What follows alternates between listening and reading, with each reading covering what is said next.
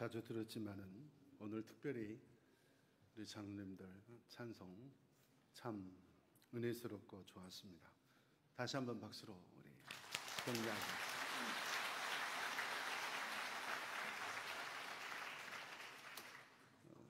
목사든 장로든 역시 찬송할 때, 기도할 때, 예배 드릴 때 그 모습이 제일 멋진 줄 믿습니다.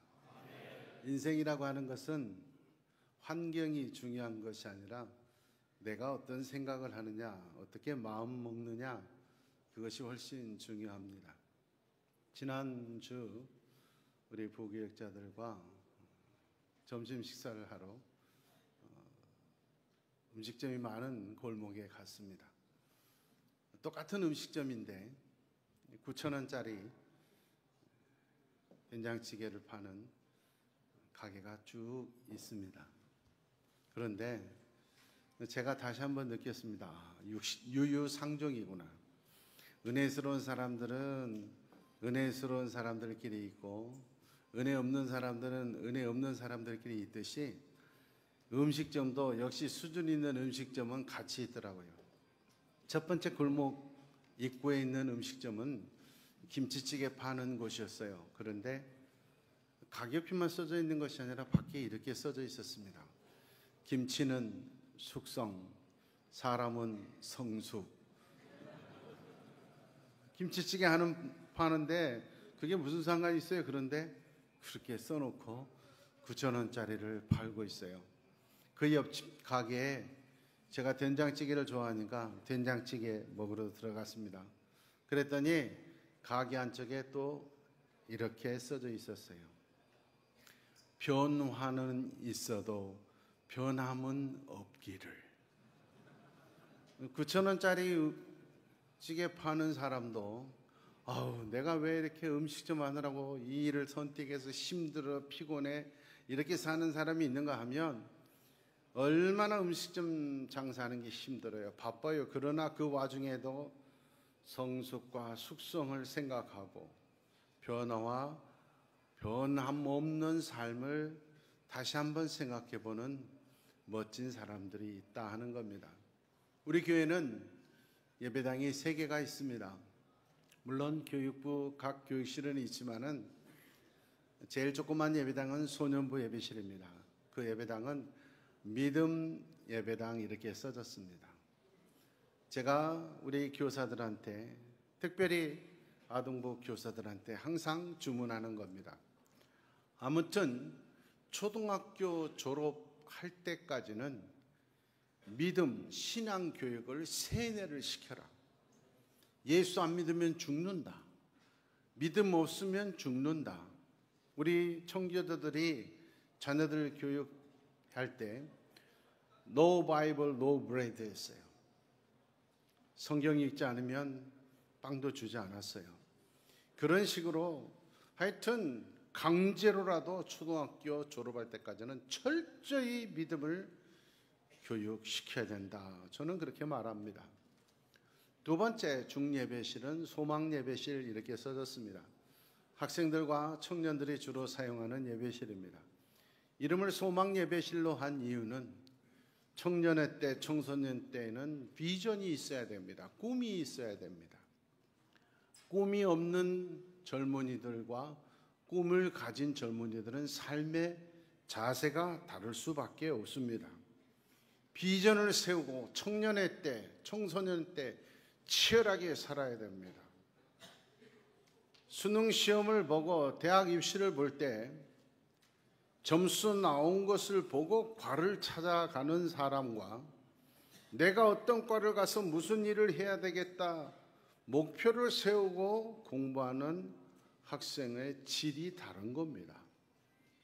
비전이 있어야 돼요. 꿈이 있어야 돼요.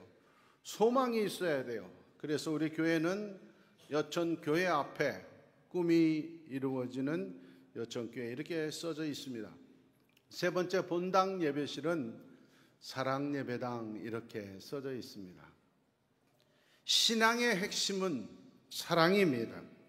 기독교의 핵심은 사랑입니다. 성경은 말하기를 사랑이 없으면 아무것도 아니라고 했습니다. 설령 어떤 사람이 산을 옮길 만한 믿음이 있을지라도 사랑이 없으면 소용이 없다고 했습니다. 내 몸을 불사를 정도로 헌신의 삶을 살아도 사랑이 없으면 소용이 없다고, 천사의 말을 할지라도 사랑이 없으면 아무것도 아니라고 성경은 말합니다. 오늘 한국교회의 가장 큰 위기, 우리 교회의 가장 큰 위기는 바로 기독교의 본질인 사랑보다 율법주의가 앞서가고 있는 것입니다. 바리새인들의 목소리가 점점 커져가고 있는 것입니다. 사랑을 잃어버린 것에 대해서 무감각한 겁니다. 율법을 앞세우면, 지식을 앞세우면 절대 회개의 역사가 일어나지 않습니다.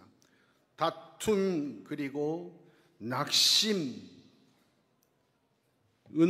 있을지언정 자기 자신을 돌이키는 회개와 거듭남의 역사는 없는 겁니다. 바리새인들은 신앙생활 철저히 잘했습니다. 겉모습 거룩했습니다. 그런데 현장에서 가늠하다 잡힌 그런 여인도 나무라지 않은 예수님이, 살인 강도로 죽어가는 사형수도 탓하지 않은 예수님이, 신앙생활 엄청나게 잘한 바리새인들 보고는 독사의 자식들아 화 있을지언정 지옥으로 인도하는 악한 자들이라고 책망을 합니다. 사랑을 잃어버리고 사랑보다 앞서는 율법주의가 살인하고 도둑질하고 가능한 것에 수백 배 더 무서운 죄인 것입니다. 살인하지 말라, 간음하지 말라, 도둑질하지 말라, 다른 여러 계명이 있을지라도 내 이웃을 내 몸과 같이 사랑하고 하나님을 사랑하는 것, 그것보다 앞선 것은 있을 수 없습니다. 사랑을 하면 모든 계명을 이룬 겁니다. 그래서 예수님께서는 10계명을 정리해서 한 개의 계명으로 줄여서 주십니다. 그리고 말씀하십니다. 신앙의 모든 계명은 이곳에 다 들어가 있다. 서로 사랑하라. 사랑하면 10계명을 다 지킨 겁니다. 사랑하지 않으면 10계명 다 어긴 겁니다. 하나님은 사랑이십니다. 사랑이 없는 곳에 하나님은 역사하시지 않습니다. 요즘 교회 하나님의 역사가 거의 없습니다. 훌륭한 강의, 훌륭한 프로그램은 많은데 어떻게 된 일인지 성령의 역사, 영적인 역사는 별로 없습니다. 저희 아버님 시대의 목사님들은 거의 대부분 고졸이셨습니다. 중졸도 많았습니다. 정식으로 4년제 대학을 졸업하고 신대원을 하신 분은 극소수였습니다. 그럼에도 불구하고 그 목사님들이 말씀을 선포하고 기도하면 귀신이 물러가고 병이 나았습니다. 영적 역사가 불같이 일어났습니다. 지금 목사님들 대부분은 대학을 졸업하고 대부분은 박사님들입니다. 그런데 영적인 역사는 찾아보기가 어렵습니다. 그 시절 우리 아버님 시대 목사님들은 학벌은 없어도, 지식은 별것 없어도 성도들을, 자녀들의 이름까지도 다 외우고 그 이름을 부르며 울면서 기도하셨습니다. 그래서 목회자들이 교회를 옮길 때는 저도 지금도 눈에 선합니다. 초등학교 때 우리 아버님이 다른 교회로 이사를 갈 때는 성도들이 다 나와서 눈물 흘리며 손을 잡고 헤어짐을 아쉬워하며 안타까운 이별의 장면이 연출됐었습니다. 지금 박사님들, 목사님들이 교회를 떠날 때 성도가 몇 명이나 나옵니까? 이사 가는 줄도 모르는 교회가 많습니다. 제가 어렸을 때 권사님들은 대부분 초등학교 졸업이셨습니다. 중학교만 졸업해도 엘리트셨어요. 그런데도 전 지금도 눈에 선합니다. 그 권사님들이, 초등학교밖에 졸업 못한 권사님들이 가운데 귀신 들린 사람을 앉혀놓고 기도할 때 그 귀신이 물러가는 걸 제가 어렸을 때 많이 봤습니다. 요즘 권사님들 최하 고졸 이상입니다. 귀신 들린다 앉혀놓고 기도하는 권사님들 찾아보기 어렵습니다. 제가 어렸을 때 장로님들은 교회의 아버지 같은 분이었습니다. 젊은 목회자들, 저희 아버님도 장로님을 아버님처럼 생각하고 공부하러 가시고 이럴 때는 장로님들이 다 설교도 하고 기도회도 인도하고 청소도 다 하고 추수감사절 헌금도 제일 많이 내고 심지어 마을에서 예수 안 믿는 사람들도 교회 장로라고 하면 대우해 줬습니다. 그 장로님들 초등학교, 중학교밖에 졸업 못 하셨어요. 요즘 이곳에 모인 장로님들 고등학교 이상은 다 졸업하셨을 거예요. 대학교 졸업한 분들도 많을 거예요. 여러분들 지역에서 여러분들은 어떤 대우를 받고 있습니까? 시대가 변했다고 할 것입니까? 아닙니다. 교회가 사랑을 잃어버렸기 때문에, 하나님의 능력을 잃어버렸기 때문에, 율법이 앞서고 있기 때문에 사랑이 넘쳐야 될 교회가 다툼이 넘치고 있기 때문입니다. 분쟁이 없는 교회가 얼마나 됩니까? 당회할 때 한 마음으로 감사와 기쁨으로 회의가 끝나는 교회가 얼마나 됩니까? 오늘 성경은 말합니다. 사랑이 있어야 너희가 내 제자다. 교회 다닌다고 다 예수 제자가 아닙니다.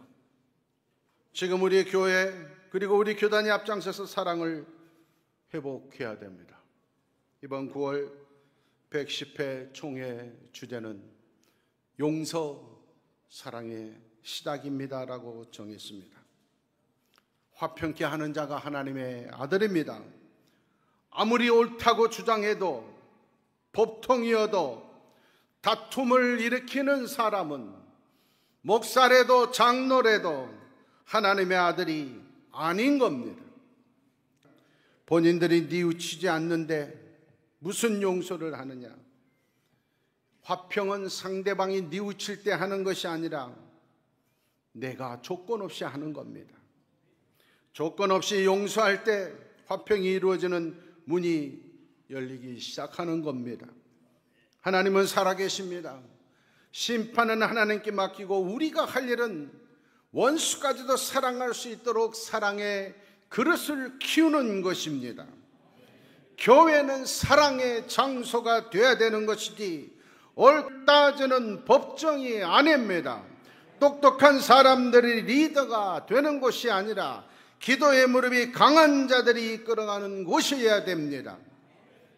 12제자들의 학력은 참으로 보잘것없었습니다. 그러나 그들이 나가서 말씀을 선포할 때 3,000명, 5,000명이 회개하는 역사가 일어났습니다. 우리 교회가 살아나기 위해서는 사랑이 살아나야 됩니다. 사랑이 살아나기 위해서는 용서할 줄을 알아야 됩니다. 사람 바라보면 용서하기 어렵습니다. 사람 바라보면 낙심뿐입니다. 용서하기 위해서는 예수님을 바라봐야 됩니다. 말씀을 붙들어야 됩니다. 믿음의 주요 온전케 하시는 예수를 바라보라 성경은 말합니다. 내 의지로 힘듭니다. 하나님의 말씀을 붙들어야 용서할 수. 당자의 비유에 나오는 하나님 아버지의 사랑을 우리는 잘 압니다. 재산의 반을 가져가서 방탕하게 다 써버린 아들을 아버지는 아무런 조건도 따지지 않습니다. 앞으로는 다시는 그런 행동하지 말라 다짐받지도 않습니다. 아무런 것도 따지지도 묻지도 않고 그저 품에 안아주고 잔치를 베풀어 주는 것, 이것이 하나님의 사랑이고 그 비유를 성경이 말하는 것은 우리도 그렇게 하기 위해 노력하라는 것입니다. 그것이 우리를 향한 예수님의 사랑의 모습에 회개하고 거룩해졌기 때문에 하나님이 목사를 시켜줬고 장로를 시켜줬고 구원해 주신 것이 아니라 우리가 아직 죄인 되었을 때 그리스도께서 우리를 위하여 죽으심으로 하나님께서 우리에게 대한 자기의 사랑을 확증하셨느니라. 죄인 되었을 때 그 모습을 그대로 안아주셨고 허물 많고 부끄러울 때도 묻지도 따지지도 않고 용서해 주셨기 때문에 오늘 우리가 살아있는 것입니다. 우리도 그 사랑을 위해서 노력해야 됩니다. 우리가 앞장서서 목사와 장로들이 앞장서서 용서하려고 해야 됩니다. 마귀는 자꾸 과거를 붙들고 용서하지 말라고 합니다. 성령은 미래를 바라보고 오늘 용서하라고 말씀하시는 겁니다. 용서해야 성령의 역사가 일어납니다. 용서해야 하나님의 역사가 일어납니다. 이곳에 모인 장로님들께서 그 불씨가 되어 주시기를 원합니다. 한 가지 얘기를 하고 마치려고 합니다. 일본의 전설 가운데 하나가 한 청상 과부가 된 어머니가 아들 하나를 위해서 모든 걸 바쳐가면서 키웠습니다. 드디어 그 아들이, 그런데 안타깝게도 며느리가 죽을 병에 걸렸습니다. 죽을 병에 걸린 아내를 안고 간 아들에게 한 무당이 말을 합니다.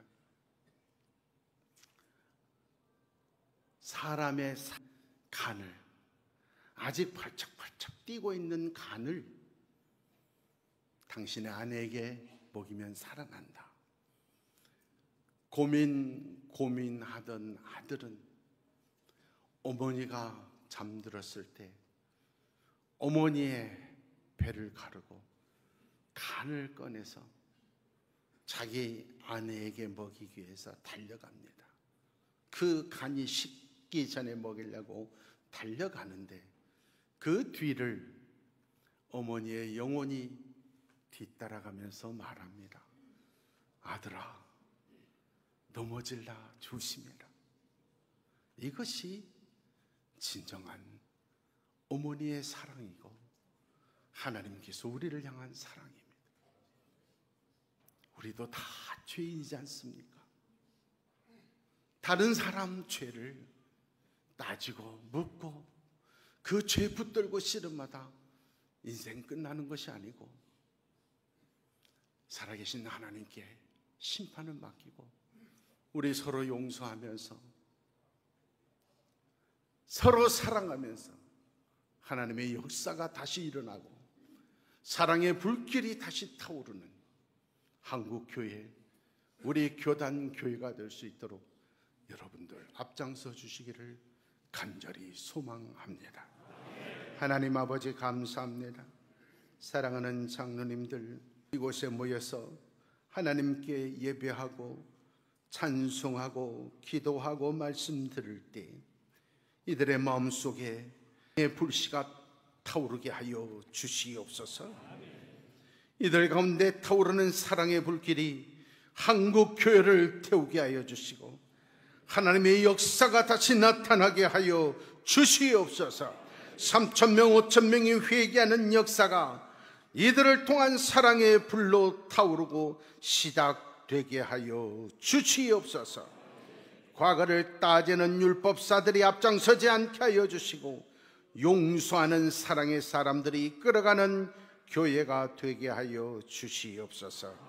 예수님의 이름으로 기도하옵나이다.